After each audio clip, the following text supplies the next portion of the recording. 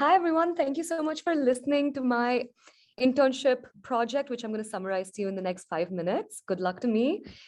So I'm an MEM student at Dartmouth, and honestly, this has been such an incredible degree, just giving me the right technical and business skill set to be able to truly and effectively employ this during my summer internship as a product manager at Verizon Media.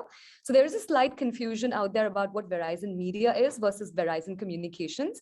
So basically, Verizon Media is the cloud subsidiary of Verizon Communications. And you see Yahoo here on the right as well. So right now, during my internship, Yahoo and Verizon Media. So Yahoo is a subsidiary of Verizon Communications, and Yahoo ended up merging with Verizon Media. And now they both became Yahoo, and Verizon Communications split into its own entity. That's why you see Verizon Media and Yahoo over there. Coincidentally, the last day of my internship got cut short by a day because we all got an employee day off because of the acquisition, or I should say merger. And my internship presentation was the only one in Yahoo's template. So yeah, it was all Yahoo colors, purple, whites, and things like that. So that's just a brief background about the company. And in terms of the summer 21 internship, before I jump into what exactly it is that I did, I'll give you a brief technical background about the team as well as the technical aspect as well. So Verizon Media's cloud network has an edge compute team that basically was hypothesizing this database-driven cloud storage product. And as part of my internship, I was given the unique opportunity of owning and leading this product end to end. So basically the entire product roadmap and go-to-market strategy. And during just my 10-week internship, the leadership has internally announced a beta launch date for this product. So it's my first product that I'm seeing come to life and everything. So it's exciting. So a brief bit of background about the technical aspect. Now, what exactly is a content delivery network? So Verizon Media in itself is a content delivery network. So we all know of the cloud. We know the big players in the cloud. We've got Microsoft Azure, we've got AWS and the likes. So the thing is, when data has moved to the cloud, what's also important is websites and data content need to be delivered to end users super quickly. There is a statistic out there that says users that browse a website 48% of users that tend to browse a website leave it if the response or page load time of the website is greater than 2 seconds.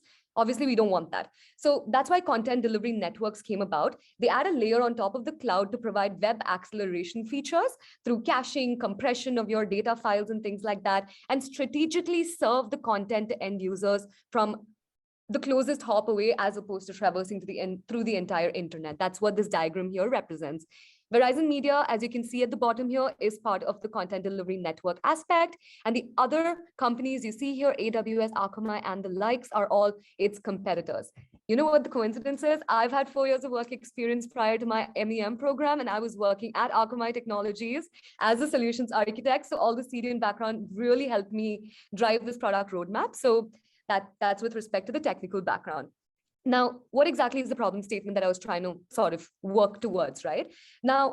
Right now, we know there's a lot of 5G and Internet of Things use cases, autonomous driving, smart manufacturing, smart healthcare, robotics. Soon, the world is going to be taken over by robots and things like that. So what's equally important? Yes, you're delivering content closer and faster to the end user. But when you're delivering content, with 5G and IoT use cases coming about, there's a need to process content. Imagine an autonomous driving vehicle not getting a decisioning response in time, you're going to end up killing somebody, right? You don't want that.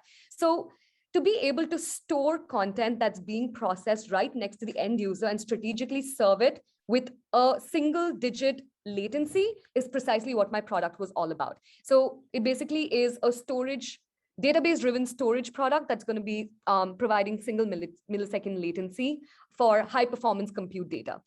In terms of my project or product roadmap, this diagram you see at the bottom here is a very methodological approach I followed using all of the skill set I garnered through the MEM program.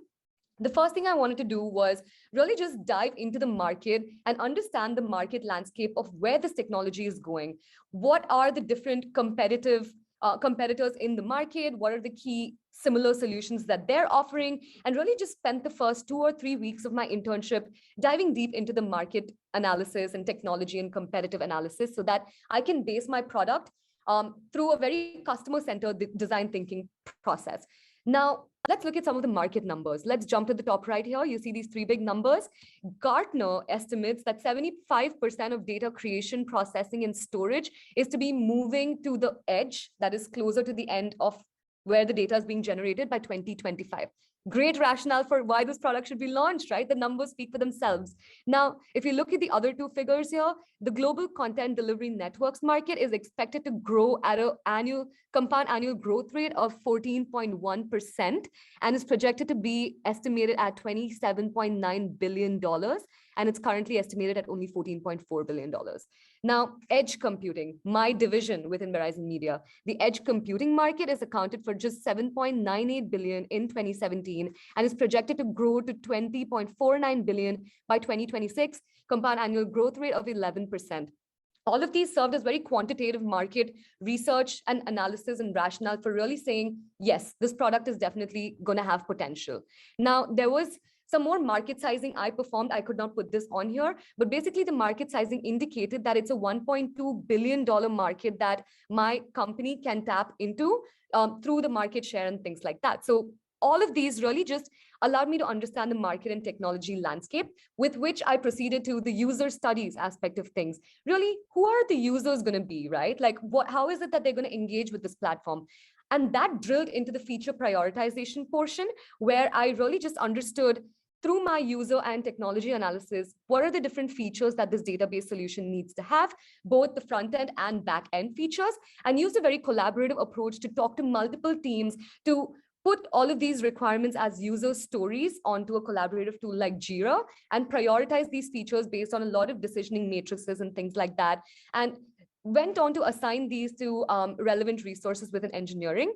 And next part was to just bring this to life, like the look and feel of it all. So I went on to teach myself these UI design tools like Sketch and InVision, and basically built up an entire wireframe from scratch. Sneha talked about how she did her wireframing, right? For me, in addition to just a handwritten freehand sketch, I also went on to use this design tool to build the entire mock-up, blow it up and show it to all these different teams. And they were blown away because the product manager typically doesn't do it. They just do the freehand drawing and then give it to the UX team. But I thought it would be a great learning opportunity. It was well received by these teams, went on to do a financial analysis and forecast, which revealed that this product, based on my investments and analyses, assumptions and things, would generate a positive net income and operating margins within the end of the first year. So voila, the entire roadmap revealed that this is definitely a profitable business and avenue for Verizon Media to be entering into, which basically allowed the leadership to announce the beta launch date. And I might be returning to the company to maybe do this full time. So I'll keep you guys posted. But yeah, this led me to the final recommendations to go ahead and say this is definitely profitable. So at the bottom here, you see what courses that really helped me with getting the right skill set to do this. Some of the courses I pursued, like marketing, my technology assessment project, financial accounting, product design, entrepreneurship, project management, all of these really gave me the holistic hard and soft skill set needed to sort of go through all of the steps in my product roadmap.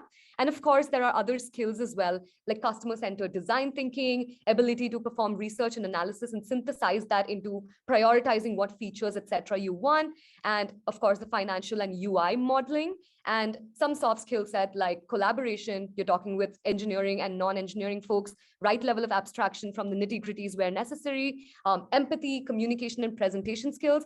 Being able to just tell everyone in a collaborative and tactful manner the strategic vision that you see for the product and convince their buy-in. Now, two key takeaways that really played a huge role to me was product management isn't about exhibiting authority, it's about influencing. Yes, you're a manager, but you're not managing people. No one reports to you. It's your purpose to actually look and talk to different teams and bring everyone towards that unified goal of enabling customer success. And the second thing is, you're always, as a product manager, going to be working through abstraction.